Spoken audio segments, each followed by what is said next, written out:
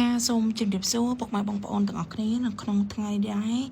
នេះខ្ញុំនឹងធ្វើការបង្ហាញពីលំអសណ្ដោងម៉ូតូជាប្រភេទលក់ប្រហិតចៀនគ្រឿងម្ជូរកាហ្វេភេសជ្ជៈហើយនឹងលក់ទឹកអំពៅចាសម្រាប់មកឈុតនេះដែរគឺបងប្រុសបងស្រីនៅខាងបវត្តគាត់បានធ្វើការកំងទិញទាំងម៉ូតូទិញទាំងលម្អទិញទាំងម៉ាស៊ីនកិនទាំងអំពៅបូករួមទាំងទូកញ្ចក់ទាំងអស់តែម្ដងចាសម្រាប់ម៉ូតូគឺជាប្រភេទម៉ូតូសេរូចាប្រភេទកាមរន្ទះប្រាំងបូមចាគឺយើងមានការកែចារៀបចំកែបូមកែច្បាប់មញងកែកំដៃកែក្បាលតំពួកមកកំ pl ជូនគាត់មកស្អាតតែម្ដងចាបូមដាក់ជាប្រភេទបូមធំអស់លេខចាហើយកន្លែងនេះគឺកន្លែងដែលគាត់ឆុងកាហ្វេក៏បានចិត្តគ្រឿងម្ជូរក៏បានឬក៏ដាក់កឡោទឹកជ្រលក់ផាត់ក៏បានដែរ ចាសម្រាប់ម៉ូតនឹងដែរគឺមានទំហំຂະຫນາດតតឹង1ម៉ែត្រកន្លះបដោយវា2ម៉ែត្រកន្លះចាសម្រាប់សាច់ក្នុងបាន1ម៉ែត្រគត់នេះគឺទូខ្លះសេបាត់របស់គាត់មាន4ប្រអប់ផ្នែកចំហៀងមានទូដាក់គ្រឿងម្ជូរចានេះផ្នែកចំហៀងចាសម្រាប់ស្បកកង់ខ្ញុំដាក់ប្រភេទស្បកកង់ឡានលេខ12ចាស្បកកង់ឡានលេខ12ផ្លូវ09ជាទី5ស្លឹកចាពុកម៉ែបងប្អូនអាចមើលបានចានេះជាផ្នែកខាងក្រោមកង់របស់យើងចា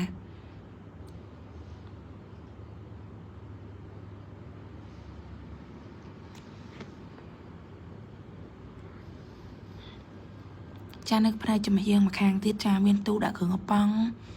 តាំងនំតាំងអីលក់បានធម្មតាហើយផ្នែកមកចំហៀងទៀតហ្នឹងគឺទូដាក់អំពៅចាបើកពីលើចា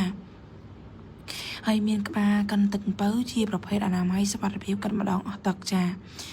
ខាងក្រោមគឺជាប្រភេទម៉ាស៊ីនសាំងម៉ាស៊ីនថ្មីកោះកេះចាយើង free ចាក់សាំងចាក់ប្រេងបាត់បច្ចេកជូន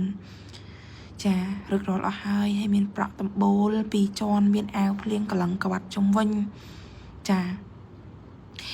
សម្រាប់ពុកម៉ែបងប្អូនក៏មានតម្រូវការចង់ធ្វើលម្អសណ្ដោងសម្រាប់ចល័តលក់បានច្រើនមុខនៅក្នុងវីដេអូដែលខ្ញុំបង្ហាញគាត់អាចធ្វើការតាក់ទងតាមរយៈលេខទូរស័ព្ទ3ខ្សែ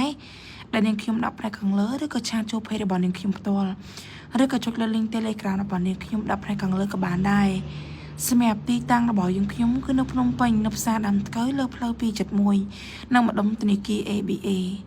ស្លាកយីហោរបស់យើងខ្ញុំឈ្មោះផាតារាចា